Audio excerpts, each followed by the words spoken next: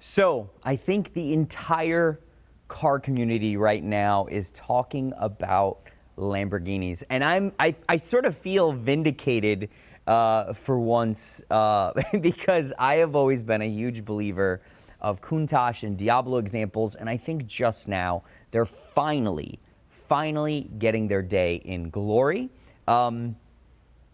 Today's video is going to be specifically about the most recent Countach transactions, the current collector car market, and then at the end of the video, we'll talk about a world record-breaking price of 2 Diablos, which we were lucky enough to sell. Now, let's first start with, I would say, I have to thank all of my fans and subscribers of the channel, the entire curated team. Thanks, you guys, for listening to all of my stories about Countachs. As you guys know, I have been bit by this car since I was 8, 9, 10 years old. I love these cars. I believe in them.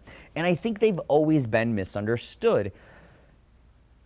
The most exciting part of these cars is the impact they have had on a generation and the impact they have had on a culture.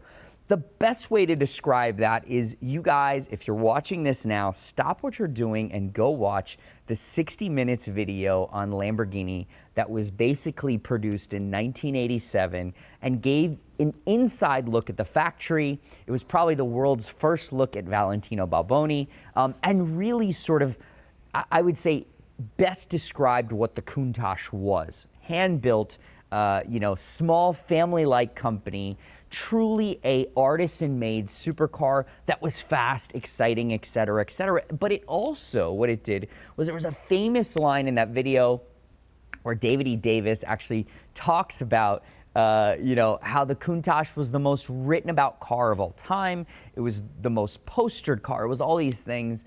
And really, one key statement he says, it's like tasting beer for the first time or losing one's virginity. You'll never forget the first time you saw a Countach. Now, if you think about a generation of people that had a Countach on their wall as a kid, and you think of this generation, that the Countach really is much more than a car. It's a symbol of aspiration. It's a symbol of entrepreneurship. It's a symbol of sort of even 80s excess. But what it did was it inspired a young group of men and women to go out and maybe start a business or do all these things and one day dream of owning a Countach. And I think what we are going to see, and what we're just starting to see now, is a generation of guys, young guys between 45 and 55, that might have started collecting cars, they might have bought an Aventador, they might have bought a brand new Ferrari, but really their passion started with one thing, and that was the Lamborghini Countach. So let's talk about the market today, and let's talk about how the Countach plays a part in the market. If you look back historically, Countach has always sort of struggled in terms of value, and it's sort of odd because if you look at the production of Countach numbers, and I won't go into too much detail, they're actually fairly rare cars when you think that they were produced from 1974 to 1990. So production numbers are very low, but they've always been a little bit misunderstood. Countach ranged anywhere from 300,000, 400,000, 500,000, and historically the most expensive Countaches were the Periscopio examples and the LP400S examples. Now, unless you're basically hiding under a rock, collector cars have gone insane during, I call it post-COVID period, and sort of in the middle of COVID. You look at the prices of Porsche Carrera GTs, you look at the prices of F40s, and I sort of believe that you have a generation that are really, it's like this mentality of F it. I always wanted my dream car, I always wanted this car, life is short, and I'm gonna do it now.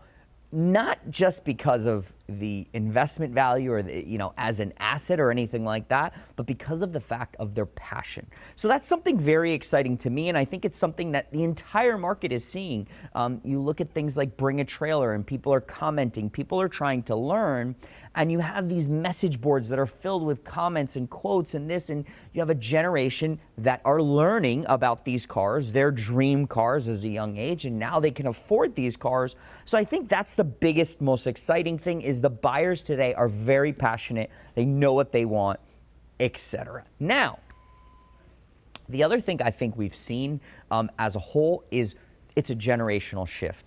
I think you look historically at collecting in the 60s, 70s, cars were doing great, but that generation is shifting as we speak. This future generation are looking at cars like a 430 manual or a Murcielago manual, and they want cars that are usable, they're fun, and at the same time are potentially going to hold their value. So I think we're seeing a shift from collector cars being known as 60s and 70s cars to collector cars being accepted as 80s and 90s cars, and we're seeing that today. I can't tell you guys, when we first started, I'll never forget.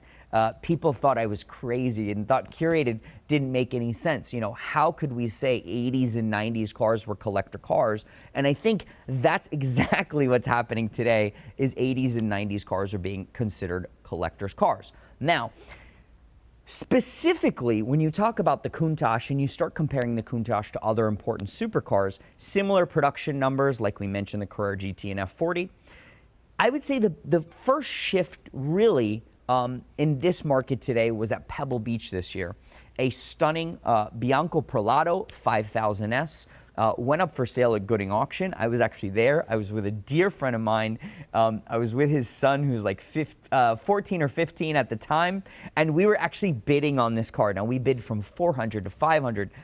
The car ended up transacting with seller fees at $720,000, making it a new world record in August for a 5000S. And if you don't know what a 5000S is, less than 350 cars produced for the world. They were known as the side draft Countach. So it's basically a side draft carbureted engine. They were all made for Europe with the exception of a few fuel injected cars that were produced at the end of production in 1985. But essentially, again, a very iconic car, but not the most rare Countach at all. But again, this was a big shift for the world to see a great low mileage example, a great color, unique spec, and that car traded at $720,000. Now, a few months later, there was a Project Countach that sold in the UK. That car brought almost $360,000 or $370,000 and was actually in pieces. And then in January of this year, we started to see a few other Countaches pop up on the market. We had a very, very cool example, a pearl white on white car that actually sold at Mecum earlier this year. It was about 1,000 or 2,000 miles. Now, that was a 5,000 QV fuel-injected car made for the U.S. That car had the big rubber bumpers in the front and rear. Really, really nice car that needed some love, but really an incredible foundation, rare color. I could go on and on of why I thought it was a great car. And that car brought almost with fees $700,000. So now you have $720,000, $700,000, and then RM Sotheby's earlier, I'd say about 2 months ago, sold a black Nero Tenebre on Rosso, beautiful 5000S. This was a car that years ago had been serviced by Canepa. I had actually tried to buy the car a few times, and that sold just under $650,000. So again, you have these three sort of markers immediately, and then the Countach that sort of changed everything was the car that recently sold on Bring a Trailer. Now, this is the car that everyone is talking about just because it's one of the first cars for a 5,000 QV to bring such a strong number. It's not really, I wouldn't call it just a random occurrence because you have to look historically where these cars have been trending. They didn't just shoot up overnight. They've slowly gone up, and this was the car that broke a record. So $860,000 for a car that historically I probably would have sold between $400,000 and $500,000 turnkey. So services done, tires done, everything done in the car, ready to be shown or drove and sort of driven and enjoyed. And this was a U.S. car. It was actually a North American car. It was actually delivered to Canada originally. Rosso on tan, so beautiful color combination, but not the most rare of all color combinations, and 7,000 kilometers, so low mileage car. It had the wrong rockers, so it had a sort of aftermarket rockers on the car, but very, very nice foundation. Interior was spectacular. There was a lot of really nice features that you could just tell it was a good car. That car sort of changed everything. Everyone started calling me. Everyone started reaching out to me. I think every single Countach we have now either has a deposit or is sold. We have a few other cars incoming that haven't sold yet, but I think it's really what shifted everyone's mind. And I think this is just the beginning of what is to come. I really believe that these cars, at some point, you will not see a Countach less than $1 million. These cars are too important, they're too significant, and they're just too rare. My belief, when you start to look at the market and you see that Murcielago SVs and manual Murcielagos are trading for $500,000, $800,000, some cars have even traded well over $1 million. It doesn't make sense that Countaches have been historically so cheap. And I think we are now seeing this generation really appreciate these cars. Now, if you followed the Diablo market, you know that Diablos have been doing really, really well. I look at Diablos as an incredible starting point for a Lamborghini collector. They're drivable, they're usable, they're very, very reliable once you've gotten them serviced. And I just really think it's a incredible sort of opportunity for someone looking for a V12 supercar. Italian hand-built supercar and Diablos are just so rare. To find a nice car is almost impossible. And today, even though we specialize in Diablos, we struggle every day to find these cars. Now, we have just sold 2 Diablo examples. I won't unveil the final sales price, but I can tell you they're the first 2 Diablo examples that have traded well over $1 million. We recently sold the Lamborghini Diablo SC30 that you guys saw, the original factory Yoda car, a stunning Verde metallic car on Verde Alcantara. And we just sold our Grigio Diablo GT for a new world record price. So very, very excited for the new owners of those cars, excited for the market.